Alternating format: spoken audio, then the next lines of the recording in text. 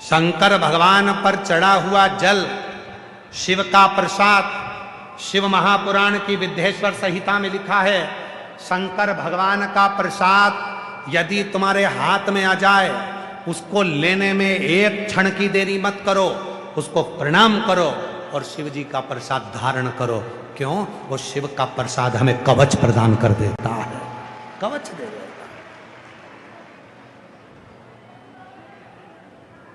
जिन जिन माताओं ने 16 सोमवार करे हों, संकट सोमवार करे हों, जरा हाथ उठाएंगे। कभी जिन्होंने 16 सोमवार संकट सोमवार करे हो, उठाओ हाथ। करें आप लोगों ने? रखो। 16 सोमवार की कथा में वर्णन आता है कि 16 सोमवार का जो प्रसाद होता है, संकट सोमवार का जो उद्यापन होता है, 16 सोमवार का जो उद्यापन होता है, उस उद्यापन का जो प्रसाद चूरमा होता है, उस प्रसाद को रात भर नहीं रखा जाता, उस प्रसाद को उसी दिन समाप्त करना पड़ता। शिव के प्रसाद को लेने में देरी नहीं कर सकते। आया आया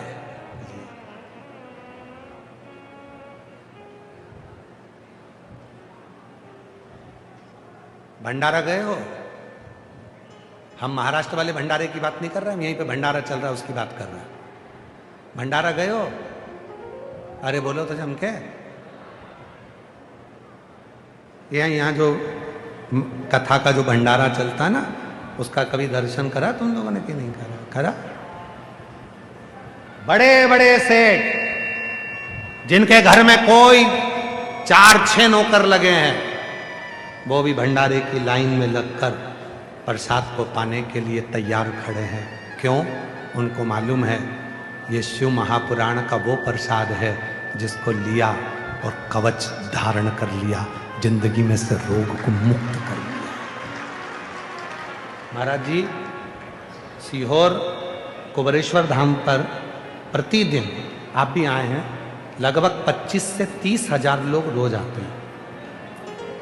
बाहर इतनी होटलें बनी हैं पर कोई भी होटल का भोजन सुबह का समय लेता ही नहीं। जितने लोग कुबरेश्वर धाम आएंगे वो सुबह का भोजन बाबा के धाम में ही पाएंगे। उनको मालूम है कि ये कंकर शंकर की धरा का प्रसाद है, इसको ले लिया, कवच धारण। और ये कवच एक दिन का नहीं, स्वयं भगवान दुर्वासा ऋषि के रूप में भगवान शंकर गए, भगवान कृष्ण को कवच देने के लिए खीर खाई और खीर खाकर भगवान कृष्ण के शरीर पर फेंक दी। हे कृष्ण, पूरे शरीर पर मल लो।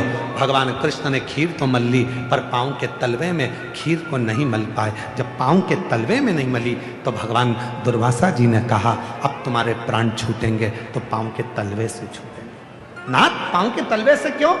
मैंने खीर प्रसाद दी थी, अगर वो प्रसाद पूरे शरीर पर लगा लेते तो बाण आता, जरा नाम का व्याघ्र छोड़ता, तुम्हारे लगता नहीं, उससे कुछ होता नहीं, पर पांव के तलवे में वो बाण लगा और भगवान कृष्ण को प्राण त्यागना पड़ा। शिव के प्रसाद में, शिव के प्रसाद। शंकर भगवान पर शिवपुराण में हम वर्णन करते हैं, जल चढ़ाओ, थोड़ा सा जल अपने ऊपर प्रोक्षण करो, थोड़ा सा जल का आचमन करो। क्यों कहते हैं? शंकर भगवान पर चढ़ा हुआ जल, शिव पर चढ़ा हुआ जल, उसका जब हम प्रोक्षण करते हैं, अपने ऊपर छींट लेते हैं, ये एक कवच अपन धारण कर लेते हैं। शिव पर चढ़ा जल का आचमन कर लेते हैं, भीतर के विकारों को, रोगों को समाप्त कर देते हैं। कितने रोग। एक पत्र है, अच्छा है, पत्र देखिए महाराज,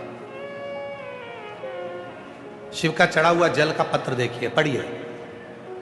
मेरा नाम गुड्डी वैष्णव, पता आजाद नगर भीलवाड़ा की रहने वाली हूँ। कहीं बैठी हैं गुड्डी वैष्णव?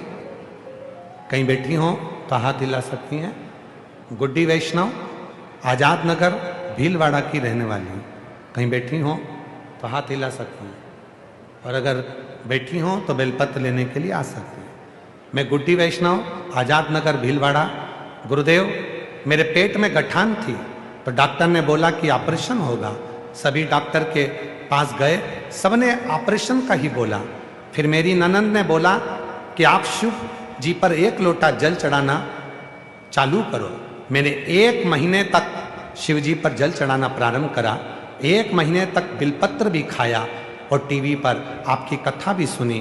भोले बाबा की कृपा से बाबा ने ऐसी कृपा करी, दूसरी बार जब जांच कराने के लिए गई तो डॉक्टर ने कह दिया तुम्हारे शरीर में जो गठान थी वो पूरी गल चुकी है, अब तुम ठीक हो गई हो, तुम्हें ऑपरेशन की जरूरत नहीं है। 1 लोटा जल